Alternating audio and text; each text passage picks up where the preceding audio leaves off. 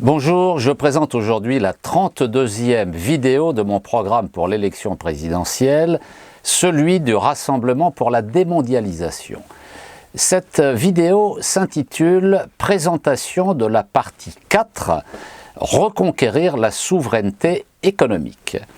Elle se trouve donc dans la partie 4 de mon programme, sur le site internet, formule papier, dont le titre est « Reconquérir la souveraineté économique par le réencastrement de l'économie dans la démocratie, le retour ou le transfert à la nation des grands groupes industriels et de services, la réindustrialisation sociale et écologique de la France, des mesures protectionnistes dans le cadre rénové de la Charte de la Havane de 1948, une planification démocratique. Cette quatrième partie est composée de 5 sous-parties. D'abord, une conception et une organisation de l'économie reposant sur 6 principes fondamentaux. Ensuite, retour ou transfert à la nation des grandes féodalités industrielles et de services. Une réindustrialisation sociale et écologique de la France. La Charte de la Havane de 1948, rénovée, pour passer du libre-échange à la coopération internationale, création du ministère du Plan et mise en œuvre d'une planification démocratique. Quelques éléments sur la sous-partie A qui a pour titre une conception et une organisation de l'économie reposant sur 6 principes fondamentaux. Dans cette sous-partie, je donne ma définition de l'économie et les 6 grands principes de politique économique sur lesquels je me fonde pour réencastrer l'économie dans la nation et la démocratie. Concernant ma définition de l'économie, je montre que la première signification de l'économie est de fournir la subsistance à la société. La seconde signification du terme « l'économie » est de gérer la rareté.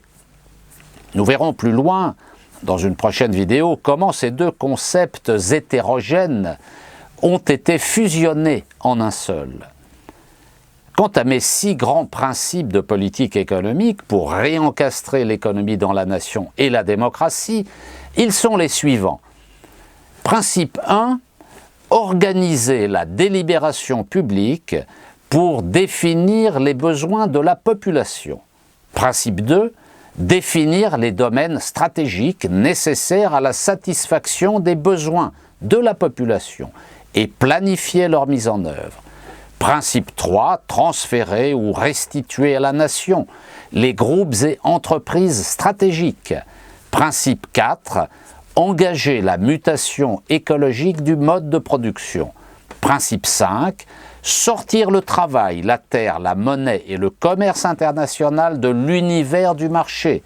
Principe 6, éradiquer l'esprit de marché, promouvoir les valeurs du bien-vivre.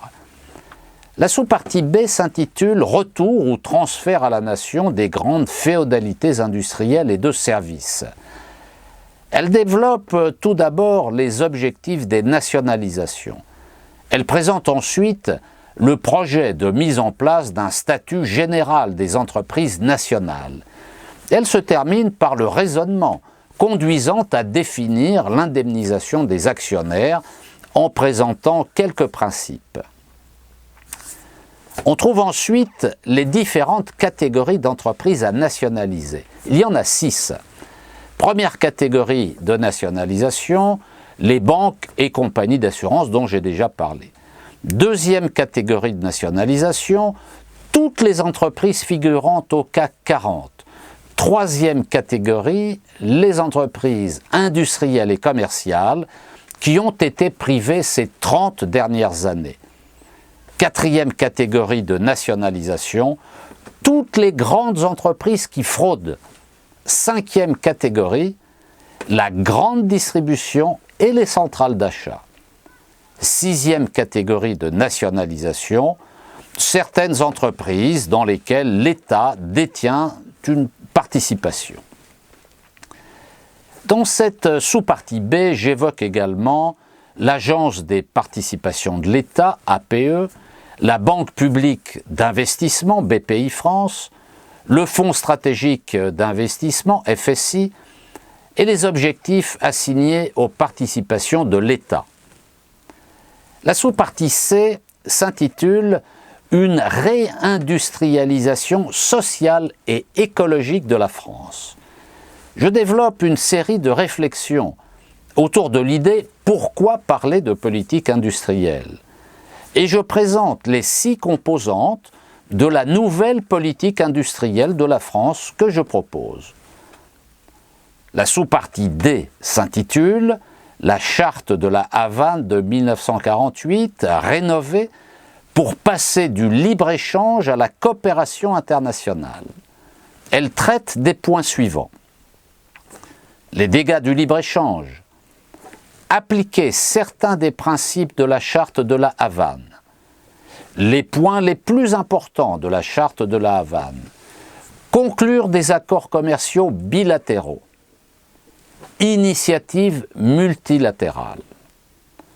La sous-partie E s'intitule « Création du ministère du Plan et mise en œuvre d'une planification démocratique ». Elle aborde les questions suivantes. Éléments d'histoire de la planification. Mes principes pour la construction d'une économie planifiée. La création du ministère du Plan et les 3 phases de la planification. Mes objectifs pour le plan 2017-2022. Cette partie 4 se termine par une série d'annexes. Annexe 5, proposition de loi visant à lutter contre les délocalisations. Annexe 6, nomenclature de référence de l'Union européenne pour la définition des branches économiques. Annexe 7, les nationalisations du Front populaire en 1936 et 1937. Annexe 8, les nationalisations de la Libération 1944-1948.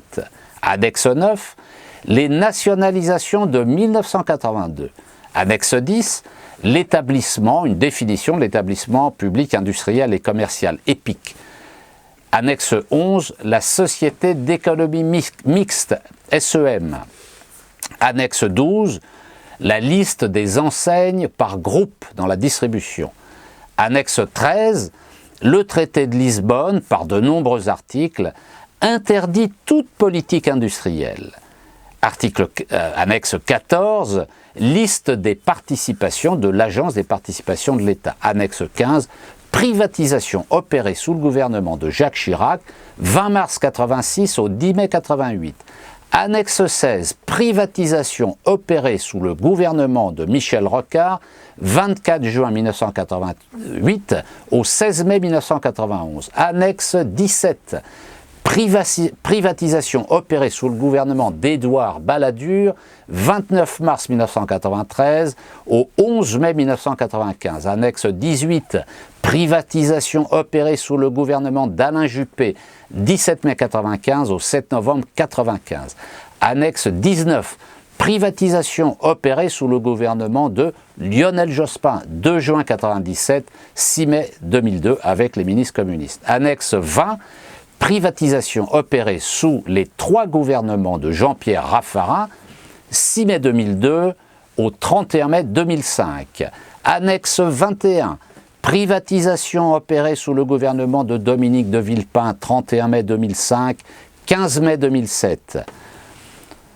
Je vous invite donc à regarder ces vidéos ou à lire le support papier. Vous y trouverez des informations très intéressantes.